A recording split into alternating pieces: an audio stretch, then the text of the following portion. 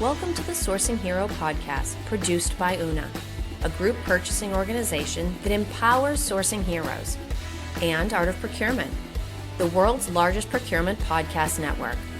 I'm your host, Kelly Barner. The goal of the Sourcing Hero podcast is to capture the epic stories of people who are rising up and beating the odds to create exceptional value within procurement, directly from those heroes themselves. Today, my guest here on the Sourcing Hero podcast is Dupre Jones. Dupre is a regional category manager specializing in logistics and warehousing for CSL. He also has an MBA from the Thunderbird School of Global Management, where he no doubt learned many of the skills needed to navigate today's complex business landscape, and that I'm sure we're going to dig into today. So, hi, Dupre. Thank you so much for being with me. It's so much fun. I get to talk with the famous Kelly Barner. I've loved your podcasts and your work with Phil Eidson. Oh, flattery will get you everywhere. So you just keep it up. Keep it up. I love it. Now, I talked a little bit about your current position as well as your focus on education. But what else is it good for people to know about your professional journey to this point? Well, first, just to make everyone aware, I'm talking about from Dupre Jones, not from CSL Labs, although it's a wonderful company. I hope many people's lives have been improved by it. But I think what's interesting to know is one of the things I love about procurement, and one of the things I've enjoyed about spending 15 years in the logistics category, is that it's global, and you have to think globally about it in many different ways. And I'm hopeful that through the topic today, we will be able to delve into that. And actually that connects to your degree as well, because it's not just a degree in business, it's specifically a degree in global business. Mm-hmm. So I'm interested to find out what you've learned about some of the dynamics associated with successfully combining multiple cultures when working in a business. Oh, I think it's interesting in that you deal with folks that like to be on time and folks that aren't on time, or there's folks that like to start their conversations with small talk and talk about who they know and it's so enjoyable about such and such, and other folks that get straight to business. And then who stays quiet and who doesn't, and who sits in front of you at the table and who sits in the back. But then also, there's just so many ways that we interact with one another. But what I loved about Thunderbird is that everything had a global slant to it. Our operations, our Lean Six Sigma type programs, our negotiations, communications, accounting, all of the things that we discussed had that slant to it. Well, and it's interesting because you talk about, where do people choose to sit in a room? How much time do people spend talking? There's all those different lines of communication, some direct and some indirect, that are involved in working together and building relationships. I'd be interested on your thoughts about how the expectations of multicultural speech might differ from multicultural differences around mannerisms, for instance. Oh, sure. Try to shake someone's hand from Thailand, they'll freak out. Or at the same time, don't make sure you kiss the cheeks, 3 cheeks or 2 cheeks or 4 cheeks in a certain country. Or I'll never master it, how far you're supposed to bow in Japan talking to someone. But I don't know. I'm a constant student. I love learning about new things, and that's one of them. Right. And that's really interesting, some of those subtle differences. And of course, you never know. Like, for instance, I have friends that are very, let's say, germophobic, right? Doesn't matter what culture they're from. You can tell typically in terms of body language, don't hug me, don't shake my hand, right? So there's that individual component, but how fascinating. It's almost like learning to be a diplomat. If you're going to work in different cultures, what are the appropriate ways to say people's names, or what are the appropriate ways to greet someone you haven't met before versus someone that you have an established working relationship with? Agreed. And ultimately, I think a lot of that effort that you put in to make those situations go well comes down to the investment in professionalism. What would you say professionalism looks like in practice? I try to say that it's not subjective, first off. Yeah. I think there are some fundamentals. I think some of it comes to being genuine, and others focused, or at least intentional with others, that we don't think about just what we have to say, but we actually use the two ears versus the one mouth that we have. I know my mom used to say that you have two ears and one mouth. That's right. Use them accordingly. But then it develops respect, and respect isn't just, you're not entitled to it, in my book at least. It's earned, and I think it's earned both from a buy side, from a procurement side, as well as the supplier side in sales. And that's an interesting point to call out. Do you think professionalism is the same regardless of role, or is there a slightly different set of expectations for professionalism for procurement professionals versus the sales or customer experience representatives that we might be dealing with at a supplier?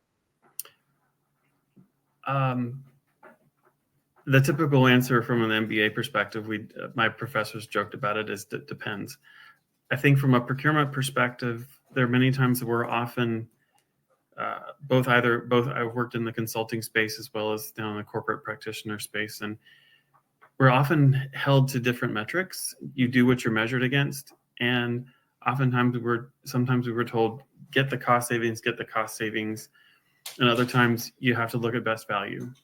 Also, I started in government procurement, government contracting, where by law, they have to focus on best value. Yeah. Every RFP has that.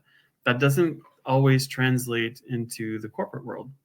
At the same time, for sales, they want to look at oftentimes they're measured on getting the big kahuna, signing the big 20, 50, $100 million agreement versus starting small and being trusted with something small and growing it. My point is, those are back of the mind type of things. Yeah.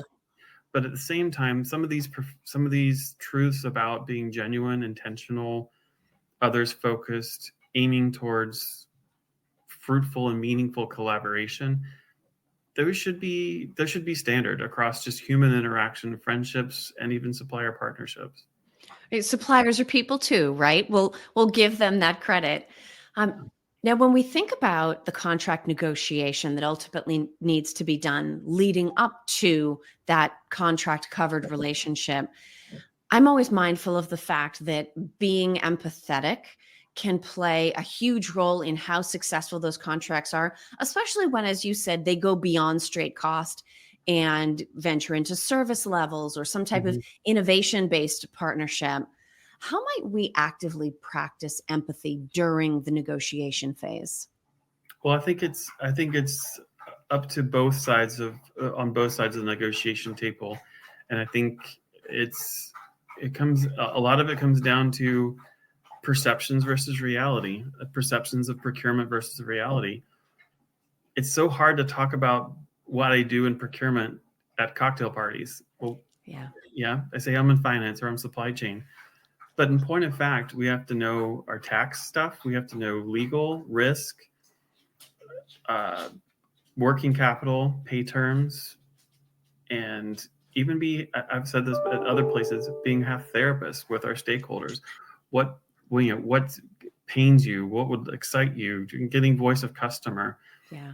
And then having to put together a business case to saying supplier XYZ is who we recommend, and not being the one that can actually make the decision. But we have to shape the offers in a way that it resonates and says, yes, I feel comfortable with this.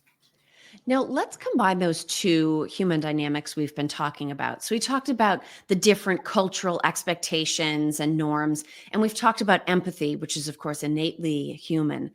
How do those two come together? Do you find that the need for empathy increases when different cultures are coming together, or when geopolitics in particular might have an impact on that spend or that category? I do. I do. I think one of the big lessons I got when I was in consulting, I got sent to Guangzhou, China. Never been before. Don't know any Cantonese. And I was there to try to help save an account, save the logistics category as one of the within our scope of work of that client engagement. And so what I was told is put everything on the PowerPoint slide, everything you're going to talk about, and say it and present it ahead of time to let them read it as non-native speakers. Interesting. So that being a form of empathy, sending everything ahead of time. And perhaps their English, they weren't as confident in their English. I know my Cantonese is non-existent, so I had to beg for forgiveness too. But that's one example of empathy. I think another example of, but then also having to help understand the supplier's perspective, where they are, be it in Latin America, or like I said, or China, or Finland, or Israel, wherever it is. It's important to acknowledge that it's important, I guess. I think that's interesting. I like your example of sending the PowerPoint deck ahead of time, because I can see where a very traditional teaching on negotiation might emphasize, information is power. And so therefore the element of surprise or being in control of the message until you're there. But if we focus instead on desired outcomes, then finding a way to make sure the message gets across is far more important than any of those other dynamics. Mm-hmm. That's a really interesting example, and something that I'm sure even when language isn't a barrier, we could help sort of grease the skids and get ourselves to a desired outcome faster by opening up those lines of communication, making information available so that people have an opportunity to think about it, ask questions, come back with a counter. Now, we've talked a couple times about procurement, focusing on cost versus focusing on some of the other forms of value that might come from a contract. Yep. Do you think in most cases we sort of get what we pay for, as the old saying goes, whether for better or worse? How dangerous can it be to really just focus on those cost-driven elements? Well, getting what you pay for is kind of let's unravel that. There's a few layers to that onion, and I'd like to say we get what we pay for, but even our stakeholders, when they say this is what keeps me up at night, may not really be what keeps them up at night. Mm-hmm. There's this concept of the 5 whys for a reason, right? So why is that? Well, then why is that? Well, then why is that? And then we get down to the true meaning of what they consider as value, or heartache or heartburn, right? And I think when it comes to that value, you get what you pay for. Well, you also get what you disclose what you wanted. Right. Step one of many procurement processes is like identify what it is that you want to buy. And I think it's interesting that that's so hard. I've certainly experienced it, whether it's being procurement and asking for things that we want or need for our own use, or whether it's working with stakeholders. It can be such a challenge getting the specifications and requirements right when you're simply trying to describe what you want, because so many times there are unknowns. How can procurement work with the business to try to get a very clear picture and then validate back with the business that what we're saying to suppliers we want is actually what we want, so that they can give us accurate proposals back? Well, I think we need to think of procurement, our role in procurement, and flip it over as a supplier too, because the stakeholders are indeed our customers, and we have to earn their respect and their trust too. And with trust and respect, they're probably willing and feel safe sharing with us what their real requirements are. Or it may not need to be an SOP, one line after the other, right? But at least conceptually functional types of things. And if we know our category, we can say, oh yeah, I get it. It means this surcharge, or it means this KPI they've been reporting on 100%, but that's not really telling the story now. Right. Or in some cases, if they don't know some specifics, saying they don't know. I actually interviewed somebody the other day. I had asked a question and he said, is it okay to say I don't know? And it's so interesting because there's such a sort of taboo against that. Nobody ever wants to admit they don't know. But in our line of work as procurement, if we're not sure or if we don't know, that becomes a wonderful opportunity to say to suppliers, we're less sure about this part. can you advise us? What information can you share with us? It's sometimes intimidating to admit that you don't know, but it can be a powerful learning opportunity as well. Agreed. And that's one of the things, when you talked about knowledge sharing, it brought me back to thinking of my government procurement days. If you go on FedBizOps, or FBO, they like to call it now, you'll see the contracting officers and the bid leaders say they put their evaluation criteria in there and they actually put weighting on it. And that's one of the things I like to do, even though not everybody does, but it helps. It saved me a few times clarifying what exactly they meant.